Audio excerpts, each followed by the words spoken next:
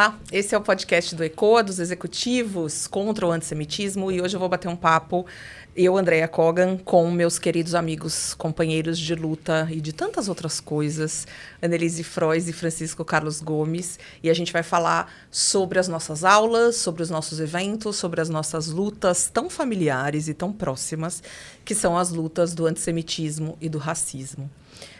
Chico e Anne têm uma trajetória profissional e pessoal muito engajada e a gente se uniu nesse propósito do ECOA para falar sobre esses assuntos nas empresas. E aí, eu queria...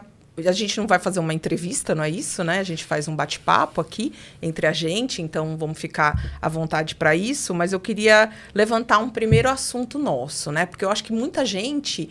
O senso comum diz, na realidade, que imagina... No Brasil nunca teve racismo, nunca teve preconceito, nunca teve antissemitismo, até pouco tempo atrás. Eu acho até hoje, às vezes, dependendo com quem você fala, né?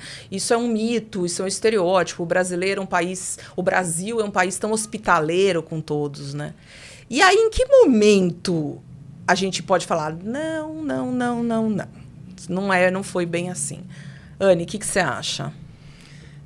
Então, primeiro, boa tarde. É um prazer estar aqui, poder conversar e fazer essa troca de ideias. De fato, André, você chamou de mito, né? De um certo estereótipo. Nem todo estereótipo é ruim, né? Sim. Alguns estereótipos tentam passar essa imagem boa, né? No caso do Brasil, a gente tem historicamente processos de exclusão, de racismo, de discriminação daquilo que é diferente. Mas a gente convencionou, se criou esse grande mito de que o Brasil é formado, por exemplo, pelas três raças portugueses, né, europeus, portanto brancos, os indígenas e as pessoas negras que vieram e por questões de escravização, né? Sim. E que esses grupos teriam convivido em harmonia, seriam sempre amigos. Todo mundo lindo, Todo mundo unido. se amou desde sempre. Então fica um pouco essa ideia, não, imagina, o Brasil não é racista, mas o Brasil é racista, mas eu nunca sou. Não, eu não sou, mas eu conheço alguém que é. Exato. Nunca é sobre as pessoas, nunca é sobre a gente. Nunca é sobre a né? gente, é sobre o outro. Em relação ao antissemitismo, da mesma forma, durante, sei lá, os anos 30, por exemplo, o governo brasileiro foi extremamente antissemita. Né? Os judeus tiveram sua entrada no país negada, inclusive os judeus que estavam em processo de fuga da Europa, já na ascensão, né, do que viria a ser tudo aquilo na Segunda Guerra. O governo brasileiro negava vistos e o governo brasileiro também deportou pessoas. Né? Nós temos casos históricos muito famosos de pessoas que foram deportadas, pessoas judias que estavam no Brasil em segurança, pelo menos relativa, e foram deportadas e acabaram mortas em campos de concentração e extermínio. E se convencionou também, se criou um estereótipo de que, imagina, o Brasil sempre recebeu estrangeiros muito bem, sempre tratou todos muito bem. Mito, infelizmente mito, e até hoje ainda persiste. O que mudou é que hoje nós conseguimos falar sobre isso e dizer que nós nunca fomos esse paraíso tão anunciado, ainda que as coisas tenham melhorado bastante, mas... Essa comparação, talvez, com outros países, alguma coisa... Enfim, eu acho que é isso, né? O outro, imagina, conheço um monte de gente racista, menos eu. Imagina, tenho vários amigos que não gostam de judeus, mas eu sou super aberto, né? É isso. Né, Chico? Vou pegar esse gancho da fala da Annelise, né? Precisamos falar sobre isso, porque o meu primeiro artigo no Labo tem esse título. Tem. Precisamos falar sobre isso, né? Esse é um tema importante para todos nós. E eu queria lembrar de duas datas relativamente mais recentes, né? O 20 de maio, quando estoura aquela questão com George Floyd nos Estados Unidos. Boa. Né? E a outra, o 7 de outubro, né? Que também, falando aí dessa questão do racismo em relação à pessoa negra e a questão do antissemitismo. Então, tudo isso que, teoricamente, né? Ou seja, somos um país hospitaleiro, recebemos todo mundo, tudo isso, quer dizer, não só no Brasil, mas no mundo, isso explode. Né? Ou seja, todo mundo vem à tona, as mídias, né? A televisão, mostrando tudo isso e a reação das pessoas. Eu acho que essa questão do preconceito, acho que é importante a gente pontuar inicialmente essa questão, que o preconceito é isso, né? Ou seja, é algo que foi concebido através de notícias falsas, né? Ou seja, é um preconceito em relação a alguma coisa.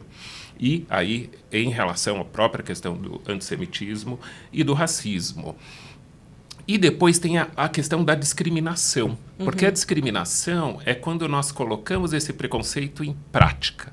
Né? Então, a gente pensa de uma ideia que foi pré-concebida e errada, E aí nós vamos lá e fazemos. Essa é a discriminação, né? Também um aspecto importante para a gente trazer aqui para o nosso debate, né, a própria questão da injúria, né, que ela está muito ligada a uma pessoa, né, específica que faz parte de um grupo. E aí sim o racismo, né, que são grupos até mais ligados à questão da diáspora, dos movimentos todos. Né? Então eu acho que esse pode ser um pano de fundo importante para a gente debater e pensar como isso chega nas empresas. Exato. Né? Ou seja, na sociedade, nas empresas, como nós lidamos com essas questões todas. E eu lembro, sempre quando a gente discute, né, dos nossos próprios exemplos, e eu acho que a gente se coloca muito, e tem que se colocar, né? A gente não vive num momento, nada nunca aconteceu comigo. Né, caro ouvinte, telespectador, etc. Né, pode ver pra gente... coisas aconteceram. Ouvimos muitas coisas em relação a antissemitismo, em relação a racismo, com cada um de nós especificamente. E aí a gente acha algumas similaridades. Né? Eu acho que aquela famosa... Né, eu até falei assim, quais as diferenças e aproximações que a gente tem, né, do racismo e antissemitismo, mas eu gosto daquela fala da Anne, que ela fala sempre assim, nós somos sempre o outro de alguém. Né? Isso todo mundo é. Então, quando alguém fala assim, nossa, Andréia, você é judia? Nossa, nem parece. Olha que coisa, né? Então, quer dizer que você está aqui só para ganhar dinheiro? Né? Então, eu acho que isso é uma coisa que nos une na dor, como você fala, né, Chico? Ou como o Fanon fala e como você falou, do que você já ouviu também. Sem dúvida. Conta. Se eu ficar aqui contando não, tudo, acho que não vai dar tempo. Ouviu, teremos que fazer uma série, né? Se nós três, a gente começar vários episódios. O que aconteceu com a gente, o que a gente ouve todos os dias, a gente começa essa gravação 2h e vai até as 2 no dia seguinte. Exatamente, né? Mas conta. Por exemplo, comigo pessoalmente, né, até estávamos debatendo essa semana sobre esse tema, a questão do lugar. Né? Em relação ao negro, tem muito a ver com isso, ou seja, lugares que foram, né, também ditos anteriormente que o negro não teria acesso, vamos chamar assim, né? Até por conta da história, do processo, né, da escravidão, e etc., da vida à margem da sociedade. Então, com o passar do tempo, isso foi mudando. Claro. Né? Ou seja, havia, inclusive, leis que os negros não podiam estudar. Né? Era uma lei, né? Ou seja, de que isso não podia acontecer. E a gente vê, né, ao longo do tempo, né, toda essa movimentação no sentido de que, vamos dizer assim, né, esse caminho se modificou um pouco. Então, por exemplo, eu tenho várias cenas, né, me vem agora à cabeça, né, uma que eu contei recentemente, né, eu lembro que há um tempo atrás eu estava dirigindo e um policial me parou no trânsito, né, e lógico, né, eu estava lá com o meu carro, etc., e eu falei, nossa, já sei, já deixo o documento ali do lado, porque eu tenho que mostrar que o carro é meu, né, que eu não peguei o carro de ninguém. A gente né? dá risada, mas é de uma... Eu não vou falar. Exato, mas é isso, de uma violência. Seja, é dessa violência que a gente diz também no sentido de que, olha, não existe nada, tal. Não, existe, né? E a gente precisa lidar com elas. Até também estávamos falando disso, né? Quando possível, usar de uma certa elegância para lidar com essas questões, né? De não sermos tão duros, cruéis em relação a essas coisas, a não ser que seja algo assim, né? Muito grave. Muito criminoso. Muito criminoso, né? É diferente. Mas essa cena tem até um pouco de humor, vocês que me conhecem, né? A gente precisa viver disso. A gente precisa de um pouco de humor para dar conta, né? Então o policial pede meus documentos, eu entrego a minha carteira, eu sou psicólogo, né? E aí ele olha para mim, olha para o carro, olha para o documento e fala assim, dá para atender lá o coronel? Porque é coisa que ninguém está aguentando aqui, né? E aí, no final, pediu só ajuda. Pediu ajuda e tudo mais, né? Certo. Ainda nessa mesma linha, né, de carro, né? Fui comprar um carro há um tempo atrás, né? E a pessoa olha para mim, né? Ou seja, na hora de fazer o faturamento da nota, diz assim, né? Mas qual é a empresa, né? Ou seja, como se eu não pudesse ter o direito de ir lá e comprar o meu veículo. E lógico, também, né? Não precisei fazer escândalo nem nada. Não, era o meu nome, tá aqui o documento, etc, né? Mas são essas pequenas microagressões. É isso que eu ia falar, microagressões. Né? Esse é o ponto-chave, né? Assim, de como nós aprendemos a lidar com essas questões, porque elas estão aí o tempo todo. Exatamente. A Anne estava falando, né, dessa questão, a gente não vai condenar e proibir as pessoas de terem dúvidas, né? Não é isso. Mas a gente precisa tomar cuidado com essas microagressões, né, Anny? Porque a questão é o risco de você interditar o debate antes que ele comece. Estava eu essa manhã discutindo, nós estamos em quase maio de 25, não é isso? Exato. Então, estava imersa numa discussão por conta de uma determinada matéria pública que saiu, enfim, num veículo anteontem. E ontem, então, se torna uma discussão num grupo de pesquisadores da área de estudos judaicos, enfim, porque, ao fazer a matéria, é o pequeno, né, Chico? É a minúcia, está na entrelinha. Eu não preciso dizer que você é um judeu que mata crianças. Tem muitas formas de eu dizer isso. Você não precisa ser explícito. Aí estou lá, a jornalista escrevendo a sua matéria, e ela fala. E então, meu interlocutor, que é um judeu, num bairro tradicional judaico de uma cidade no sul do Brasil, que é dono de uma locadora ainda de filmes. Tá. Que existe. E ela diz que a luz está apagada e que ele fala que tem fotofobia. E aí ela abre um parênteses para dizer, mas o próprio admite que também é por motivo econômico. Mais adiante na matéria, ela diz, quando a família imigrou para o Brasil, fugido de condições assim na Europa, adquiriu com o tempo diversos imóveis nesse mesmo bairro, sobre os quais ele opta por não falar e diz que é assunto do contador. Só nesses pequenas frasezinhas, você tem os velhos tropos, né, aqueles mitos antissemitas que persistem. Judeus são sovinas, portanto, só acumulam dinheiro. Isso. Não vou gastar com a conta de luz. Avarentos. Judeus acumulam propriedade. Judeus nunca contam aquilo que eles sabem e nunca dizem toda a verdade. Essa família tem muitos imóveis, mas ele não quer falar sobre isso. Ela faria isso com uma pessoa negra? Ela faria isso com um imigrante oriental? Ela faria esse tipo de ilação com qualquer outro grupo? Duvido. Desculpa, mas eu duvido. Eu também duvido. Por isso a importância da gente aprender a decodificar o racismo nos pequenos gestos. Né? Por que as crianças negras são educadas nas periferias a jamais ir até a esquina sem um documento? A jamais estarem sem um contato de familiar? Qualquer mãe de adolescente preto sabe disso. Você precisa estar sempre documentado. Sim. Quando boa parte dos adolescentes não está nem aí, pega o celular e vai embora. E bem vestido, né? Exatamente. Você precisa estar Você é bem vestido, você não precisa vir. Essa ideia de que existe um estereótipo de que você pode estar em alguns lugares e não em outros, e de que você... isso aconteceu comigo, e aí a gente pode discutir o colorismo, né? Estávamos essa semana falando, colorismo é o quê? É essa noção brasileira de que você tem tons de pele diferentes, e temos, ainda bem. Tudo bem. Mas que nem todos são pretos o suficiente se não tiver sofrido um caso de racismo explícito. Se você não tem uma história triste para contar, talvez você não seja tão preto assim. Mas, independente disso, tem alguns mecanismos que a gente vai desenvolvendo. Eu percebi isso em mim muito cedo, de que eu ia para aula na graduação, no mestrado, no doutorado, vestida absurdamente diferente das demais pessoas, até porque da área de humanas, né? Fazendo doutorado em antropologia. Eu nunca fui para a universidade sem salto, sem estar maquiada, sem estar vestida socialmente. Uma vez uma colega me perguntou onde eu trabalhava, se eu saía do trabalho e ia para aula. Exato. Né? Porque ninguém vai para um doutorado em antropologia. Na área de humanas de salto, gente. E em nenhuma universidade brasileira. Exatamente. E o que estava entranhado em mim, dizendo que eu precisava me vestir bem, que eu precisava me diferenciar. Olha que louco isso. Que eu precisava não parecer uma estudante que entrou por cotas, por exemplo. O medo de ser lido como alguém que não tinha mérito. Como é que chama isso? Racismo. Racismo. Chama racismo. E não é por eu ser uma pessoa parda, preta, né? Enfim, tá nesse grande espectro das pessoas racializadas, né? No lado não branco da história. Sim. Que impediu que eu tivesse esse tipo de pensamento, de não querer ser lida como.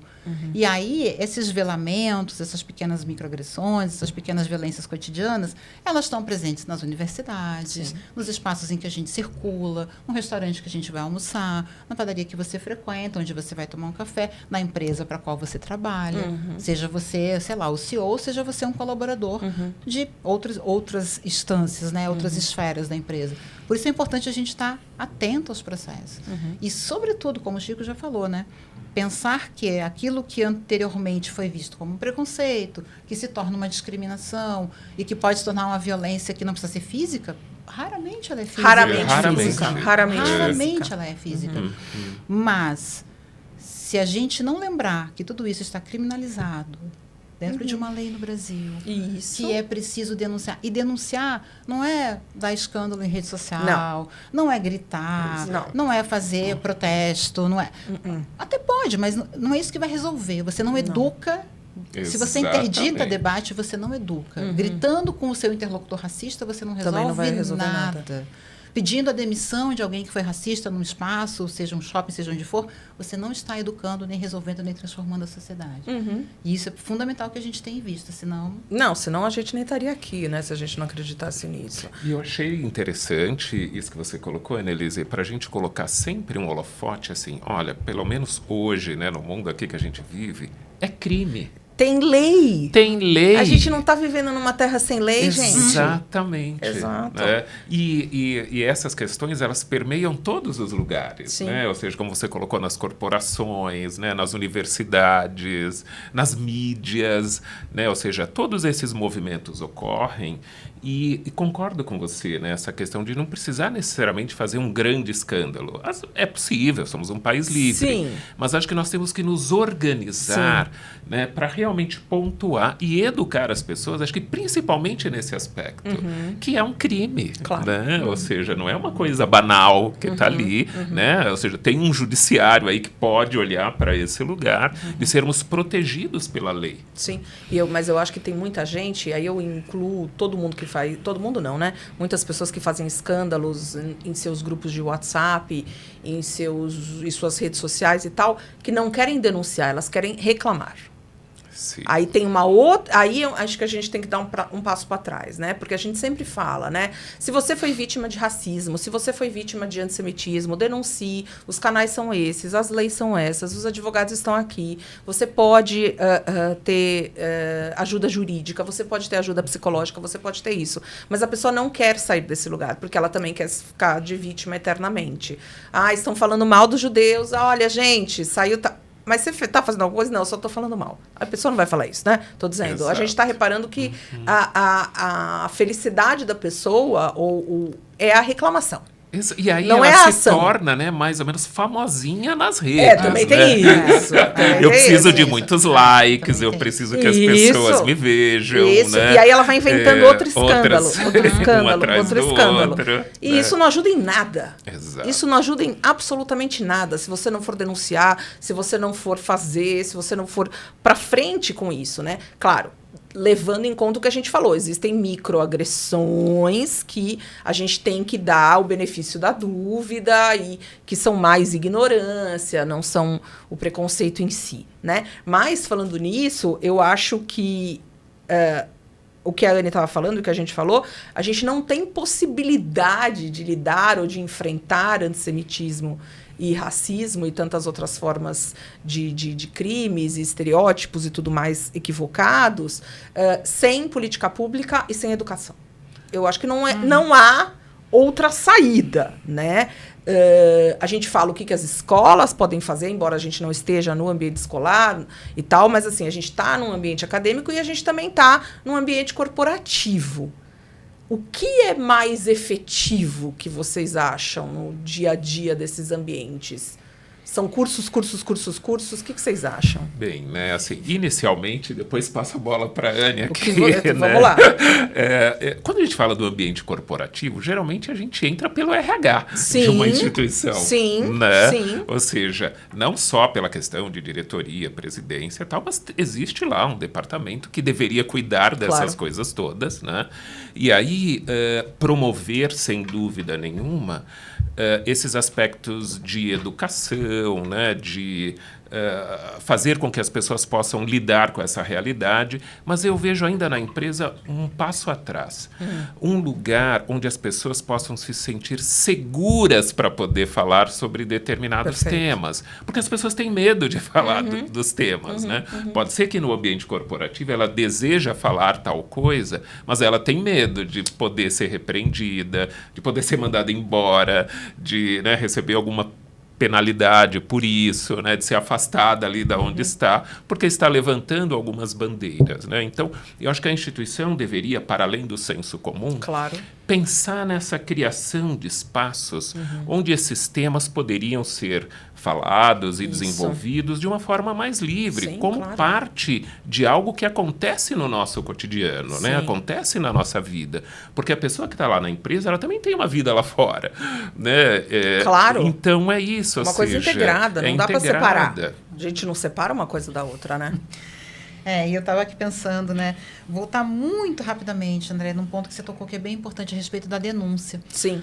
Tem alguns aspectos que têm vindo à tona contemporaneamente e agora, muito recentemente, essa semana, eu estava numa reunião onde surgiu a discussão sobre denúncias. Tá. De antissemitismo especificamente, né? Tá. Algumas pessoas da comunidade judaica têm medo, às vezes, de fazer denúncias porque elas não sabem o que vai acontecer depois. Tá.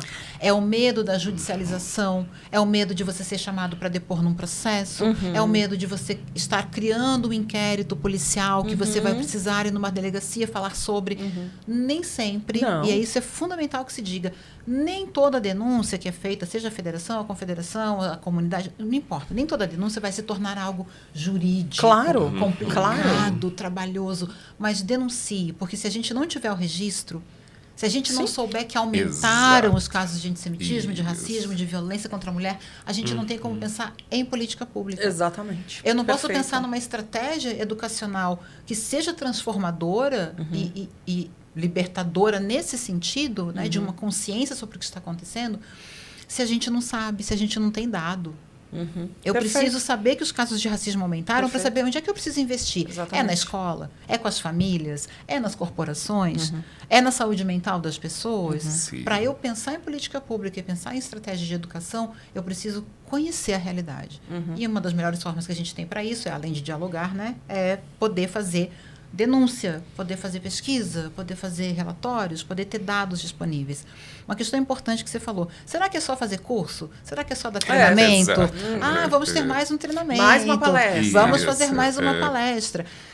Não é que não seja importante. Não, é isso. Fundamental. É fundamental, Nem claro. que seja porque você começa o diálogo. Sim. Você vai Sim. falar com o RH, você vai falar com a gente vai falar com os colaboradores do setor tal. Muito bem, então vamos lá. E você pode estar falando com pessoas de todos os tipos, dos técnicos de informática, dos engenheiros de TI, de quem está trabalhando com experiência do usuário, não importa. Você pode estar em múltiplas camadas dentro do ambiente corporativo, no caso, né?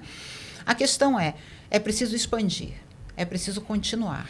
De nada vai adiantar nós irmos fazer uma palestra que seja incrível.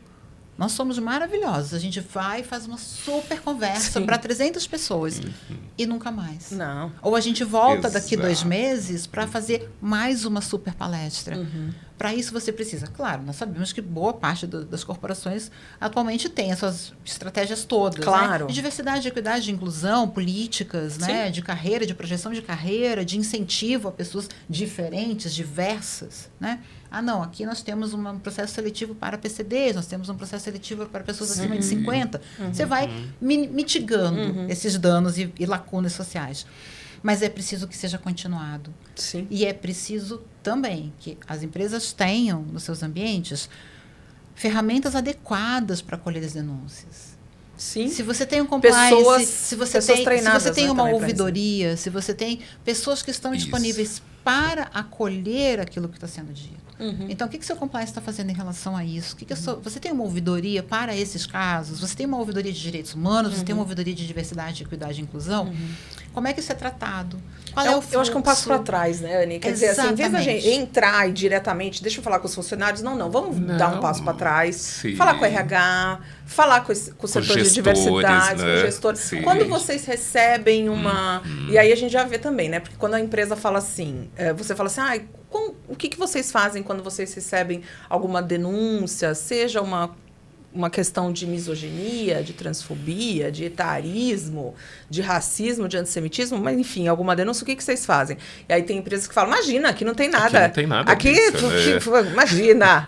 Aí a gente vê o problema ali Isso, também, já tá né? ali o problema, né? A gente já vê o que é problema justamente ali. esse lugar, porque provavelmente não existe esse lugar seguro que a Anny Exatamente. colocou, né? Que poderia ser uma ouvidoria, um lugar que eu posso ter acesso e não vou ser ameaçado por isso, né? Que eu vou lá e coloco o meu depoimento sobre tal situação. situação. E isso vai ser elaborado, tratado, talvez fazendo isso, relatórios, estatísticas, né, para poder saber aonde, né, lidar com a situação e aí sim fazer as palestras e tudo mais. É isso. E aí eu acho que tem uma outra questão que eu queria falar, que, enfim, a gente está indo também, né? Eu acho que todos nós temos algum tipo de experiência em relação à criança, adolescente, seja Chico no seu consultório, Anne, eu com palestras, com eventos, enfim, aí eu queria que a gente conversasse, que é uma coisa, enfim, a gente também ouviu, né? Quando a gente é criança, obviamente, você está no meio dos teus pais, dos teus avós, ou de familiares, ou de pessoas adultas, e você ouve coisas que você não está raciocinando, porque você não tem maturidade para raciocinar, e você aceita aquilo como real. Né? Você aceita aquilo como posto. É uma coisa posta e tá assim. Os negros são assim. Os judeus são assado. A comunidade tal é assim. A pessoa que vem do Nordeste é tal. Então, isso fica, de uma certa forma, na sua cabeça. E é muito difícil você desenraizar. Exatamente. Eu tenho 2 casos clínicos, né? Pode como falar. Psicólogo clínico de um pré-adolescente e uma adolescente que estudam em colégios chiquérrimos, caros aqui de São Paulo, né? Assim. E este pré-adolescente específico, né? Ele recebe no grupo de WhatsApp deles, né? Assim, por ele ter uma pele um pouco mais escura, quando a gente fala da coisa do colorismo, né? Ele não tem traços negros, etc. Mas ele tem a pele um pouquinho mais escura. Certo. Então, ele foi tratado como negro. Olha que coisa curiosa.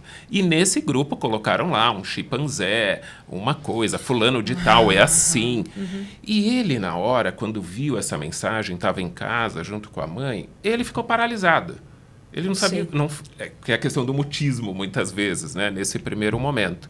E ficou um tempo desse jeito, né? Então, ele chega no consultório justamente assim, por que comigo? O que aconteceu? Eu não entendi, eu não estava entendendo o que estava acontecendo, né? Quando ele diz, né, olha, essa questão do emocional, né, do tratamento, isso também é um dado importante, ou seja, isso que nós estamos falando aqui tem esse grau de importância também nesse sentido. A questão do racismo e do antissemitismo pode adoecer as pessoas. Né? Ou seja, não é só uma fala, né, que é jogada e tudo mais, e vamos debater. Não, isso pode atingir emocionalmente alguém. E um pré-adolescente, uma criança, ele tem menos recursos ainda que os adultos para poder elaborar essas situações que acontecem com ela. Né? E eu achei interessante, né, assim, pelo meu nome ser ventilado, por eu ser um psicólogo negro. Eu achei sensacional isso, né? Como uma referência. E a outra né? adolescente? E a outra adolescente de um outro colégio específico, né? Assim, lá nas discussões, né? Então, assim, a maioria dos alunos, ela traz dos alunos, né? Ela traz para mim que são, assim, né, de extrema direita, por ser uma escola tradicional, aquela coisa toda e tal, né? E ela estava me relatando essa semana, até por conta da morte do Papa, né, o Papa Francisco, ela estava dizendo que um colega ao lado disse assim, estão querendo colocar um negão lá no lugar que seria, né, um cara... E ela estava, assim, inconformada com aquela fala, né? E talvez até por uma questão de empatia, né, no nosso tratamento, ela olhava para mim e dizia assim, tipo, o que você passa na vida, né? Uma coisa do gênero. Mas que delicadeza dela, né? Então ela trouxe esse material e quanto isso estava mexendo muito com ela, né? E nessa fase está terminando, né, colégio, pensando em universidade, essas coisas, né? Então começa a entrar nesses debates todos que caem ali, né, na mesa. Então essa questão com as crianças, né, com os pré-adolescentes, com adolescentes, são questões muito sérias, né, porque realmente, né, tem menos recursos para elaborar. E outro detalhe importante, não só as vítimas, né, do racismo e do antissemitismo, mas assim, esses outros garotos e garotas que fazem esse tipo de coisa, eles ouviram isso dentro de casa. É isso. Eu acho que é isso que você trouxe pra gente, que você quer elaborar. Não veio do nada. Que não vem do nada. Não é isso. Então a gente está pensando novamente nesse modelo de sociedade, né, nesse modelo de família, vamos chamar assim, porque é nesse lugar que essas coisas aparecem. Sim. Então essas famílias, muito provavelmente, são antissemistas, são racistas. Né? E aí a criança, ela só absorve aquilo e ela acha que é normal. Ela vai agir de tal forma porque ela se sente protegida. Ela acha que não vai acontecer nada com ela se ela fizer aquilo, porque os pais falaram. Claro, né? se eles falaram, é o grande modelo deles, eles falaram. São exemplo de moral, são exemplo do que é verdade na sociedade. Eles falam isso. Exatamente. E essa questão dos perpetradores, né? Porque de um lado a gente tem esses que estão lá nesse polo passivo, né? Recebendo agressões antissemitas, racistas, e, enfim, né? Classistas, muitas vezes. E do outro lado são os perpetradores, que muitas vezes são essas pessoinhas que têm 12 anos, 13 anos, 14 anos. Eventualmente 18, 20, não importa. Mas especialmente nessa fase de desenvolvimento, e como a gente teve, né? Chico pode me corrigir, mas a gente está tendo um atraso de desenvolvimento que não é exatamente uma questão clínica. É um atraso de desenvolvimento no sentido de que as pessoas permanecem mais tempo com as suas famílias do que no nosso tempo. Né? Em que a ideia era sair de casa e fazer a sua vida. Hoje você tem pessoas adultas, muito adultas, ainda convivendo com os pais e com as mães. E, às vezes, tem essa família que é racista, essa família que é antissemita, e que nem sabe que está sendo. Sim, às vezes não é consciente. Está reproduzindo coisas, né? E que sem saber que está. Mas também tem aquela família que sequer é qualquer coisa. E me parece que essa família que é coisa alguma, que sequer está ali, ainda que fisicamente esteja, de vez em quando, a família ausente é a que vai abrir espaço para esse garoto, para essa garota, ouvir coisas, não do pai e da mãe, não da avó, não do tiozão do pavê, mas dos amigos que ele está fazendo nas redes. E que o pai e a mãe não estão nem aí, não estão sabendo. Não sabem isso? Quem são. Ele está falando com pessoas em fóruns de discussão. Ele está jogando com pessoas que ele pensa que tem a idade dele, podem ser adultos.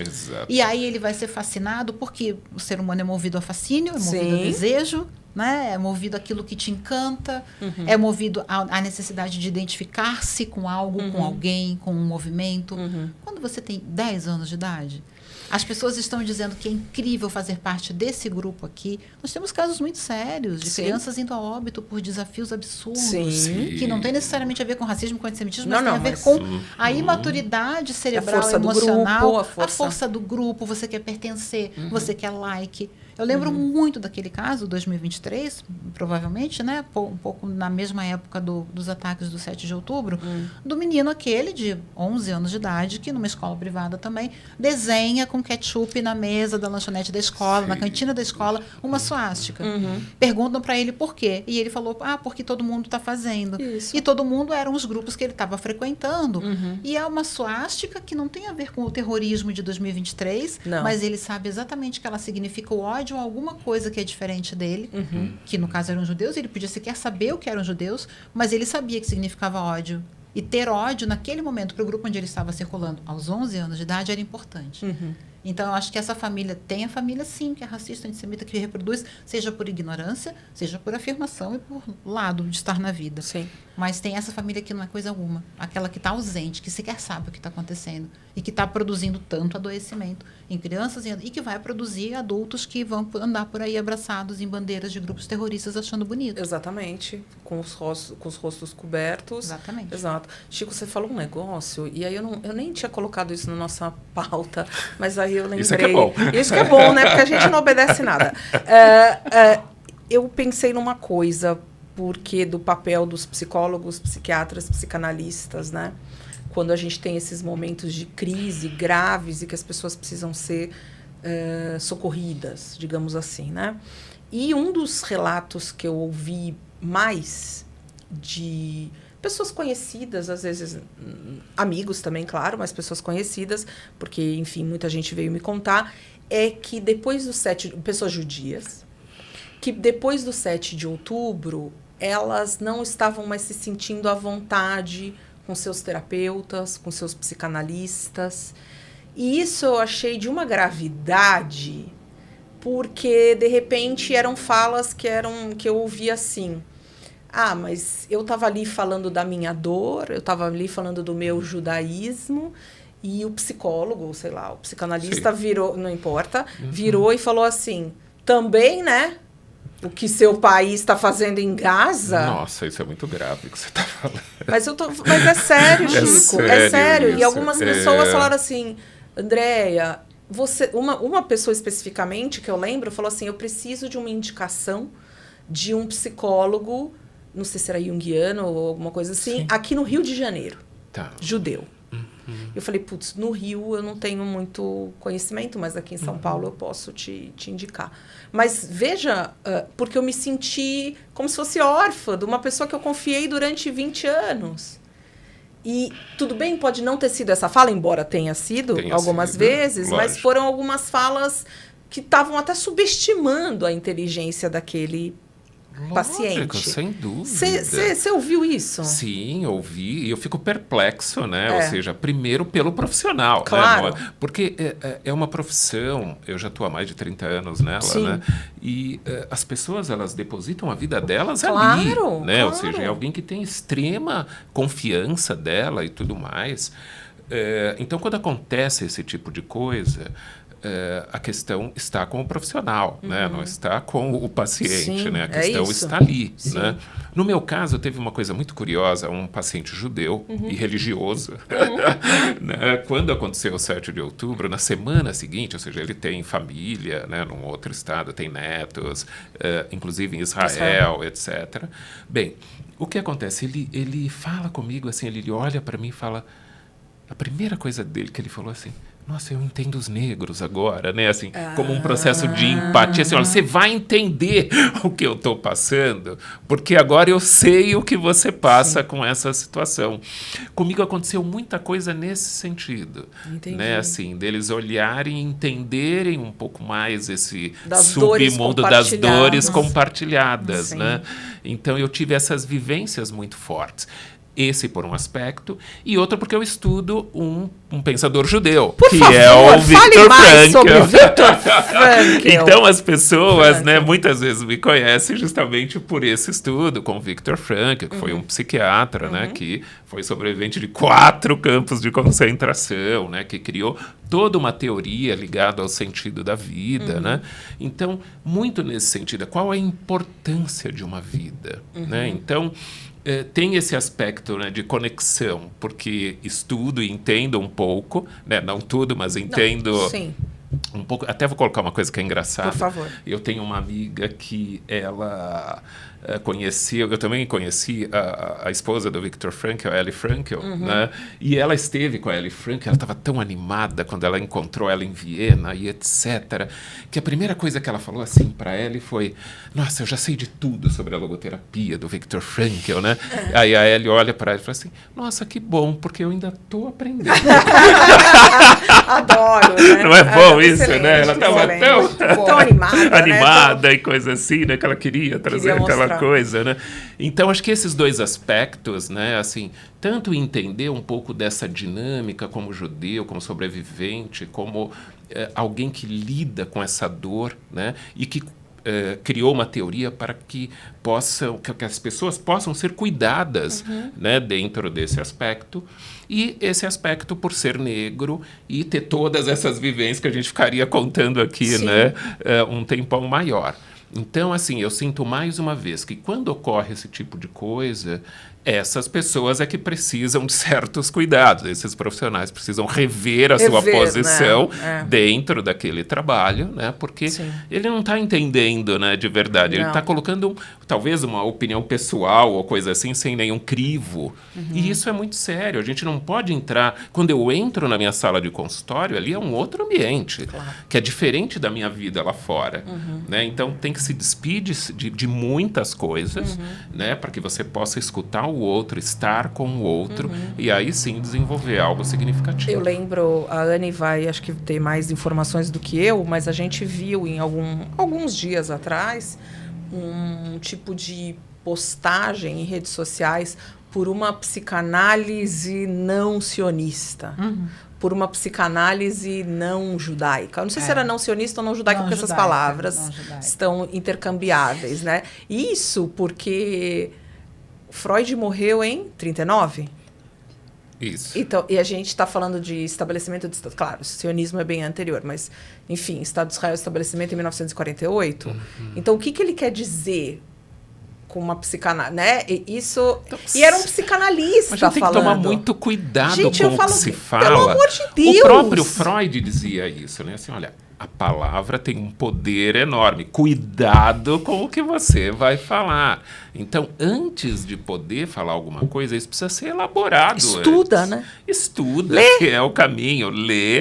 E internaliza. Porque Internaliza. você pode ler e não Ele isso deixa- passar, né? É verdade. Não, e Ou o seja, impacto disso na saúde mental, claro, que no caso de pacientes, isso tem um tamanho Gigantesco. Gigantesco. Além de configurar uma quebra de ética muito séria. Muito Muito, séria, exato. Mas isso também tem acontecido entre colegas. É. Eu não posso dizer qual, mas enfim, no Exato, Rio de né? Janeiro, uma determinada escola de formação de psicanalistas e um colégio dedicado a um psicanalista, enfim, específico, muito grande, com muitos sócios, com muitos afiliados, que promove cursos de formação de pessoas.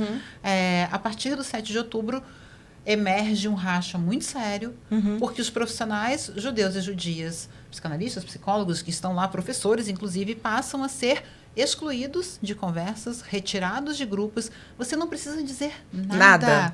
Nenhum deles foi chamado e disse, olha, porque você é judeu, eu vou te tirar desse grupo. Não, não é isso. Simplesmente essas pessoas passam a ser isoladas dos demais. E até outro dia eles eram colegas. Até o dia 6 de outubro eram colegas. Todo mundo amicíssimo. Todo mundo amigo, estava ali produzindo, trabalhando com pacientes, fazendo cursos, formação, estudando casos.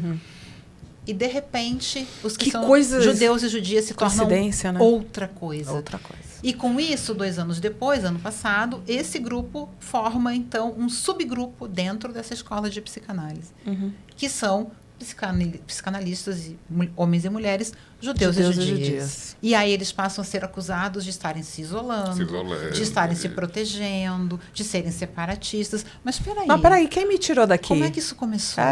E aí sempre se tenta virar o jogo. Claro, sempre. Talvez as pessoas que estão discriminando seus próprios colegas sejam essas que nos consultórios estão minimizando essa dor e sem deixar lá fora, né, Chico? É isso. Exatamente. Você não deixou quem você é lá fora, você trouxe para dentro do consultório.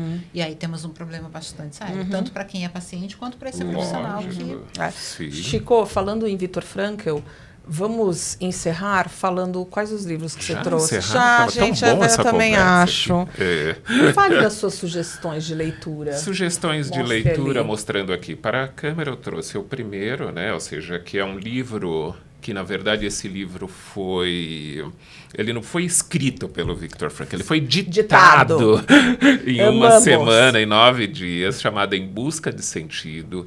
Eu acho que é um livro muito interessante, onde ele relata, né, boa parte do que ele viveu, né, nos campos de concentração, e também algo sobre a teoria que ele criou. Eu acho que esse livro tinha que ser obrigatório para escola, universidade, academia, mundo corporativo, todo mundo, na realidade, o mundo. Exato. Todo né? mundo deveria ler Em Busca de Sentido, em qualquer momento, eu acho. Enfim. Eu já li, né, minhas professoras, eu estudei muito na Argentina com alguns professores, e ela disse assim, olha, eu já li pelo menos umas 40 vezes para começar agora.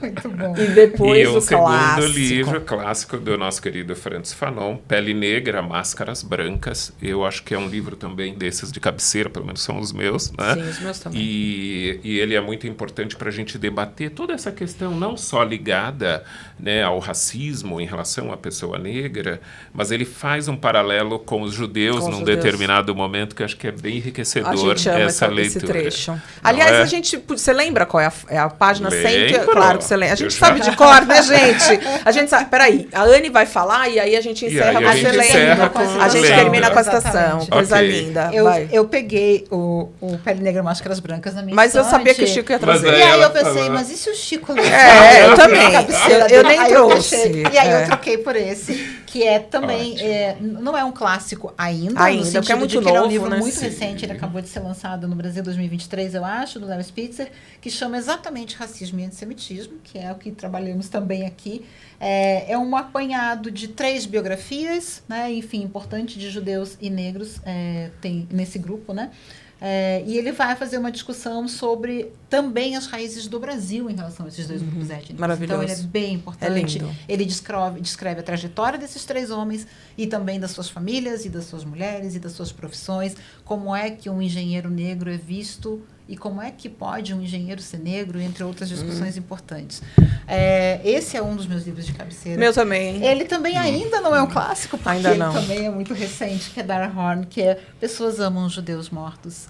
O nome é impactante, o título é difícil, o subtítulo também, mas ele é um livro fundamental. Eu não tenho certeza, mas eu acho que ainda não temos uma Não versão tem tradução. traduzida para o português. Não. Mas ele Alô, gente, editoras, a gente não tem ainda Editoras. uma tradução. Isso, queremos. É realmente um livro muito importante e ela demonstra, inclusive com alguns exemplos, como é o caso de Anne Frank, Anne que Frank, talvez seja o mais clássico. conhecido, mais clássico. E desculpa os marcadores, mas enfim. Né? A vida Pessoas é que assim, leem, gente. marcando. Ela fala sobre Anne Frank e ela fala sobre por que Anne Frank ter sido tornada nesse mito, nessa figura mística, nessa figura tão santificada, como dizemos. Santa né? Anne. Com todo apenas respeito, porque gente. apenas porque ela Respeito. morreu e porque ela não está aqui para contar essa história. Se ela não tivesse morrido, ela não teria metade do alcance que ela tem. Essa é uma das discussões que Dara Horn está fazendo aqui. E por fim, porque nós falamos bastante essa semana sobre, e falamos aqui também, sobre a importância de ter humor para discutir algumas coisas, foi traduzido também muito rapidamente. Esse foi muito rapidamente para o Brasil, que é David Baddiel, que é um humorista, que chama Judeus Não Contam. Também é um título impactante, mas ele fala de forma muito bem humorada, porque ele é um humorista, um profissional que trabalha com isso, sobre a desimportância que os judeus têm e de como tudo é permitido quando é sobre judeus. Então, e ele fala sobre isso, né? Na contracapa diz, alguns preconceitos são permitidos e há movimentos sociais coniventes com isso. Nossa. E nós estamos vendo isso, sem dúvida alguma, depois Todos do 7 os de outubro. dias. Todos os dias, de modo muito Todos os contundente. dias. Vai lá, Chico. Então vamos lá Vamos a essa lá. fala do Franz Nossa Fanon. frase linda, nosso trecho lindo. Esse trecho lindo, né? Diz assim: uma vergonha, o judeu e eu. Não satisfeita em me racionalizar, por um feliz acaso, eu me humanizava. Eu me unia ao judeu, irmãos na desgraça. Uma vergonha. À primeira vista, pode parecer surpreendente que a atitude do antissemita se assemelhe ao negrófobo. Foi meu professor de filosofia de origem antiliana que me alertou um dia. Quando ouvir falar mal dos judeus, fique atento. Estão falando de você. E achei que ele tinha razão num sentido universal. Compreendo naquilo que eu era responsável, em meu corpo e em minha alma, pelo destino reservado ao meu irmão. De lá para cá, entendi que ele basicamente queria dizer: um antissemita é necessariamente um negrófobo. E é isso. Obrigada, gente. Obrigada. Agradeço Maravilhoso, muito maravilhoso. esse Nosso encontro, esse mais um encontro Mais um nosso encontro maravilhoso. nosso. Irmãos de alma. Irmãos de alma. Obrigada. É isso.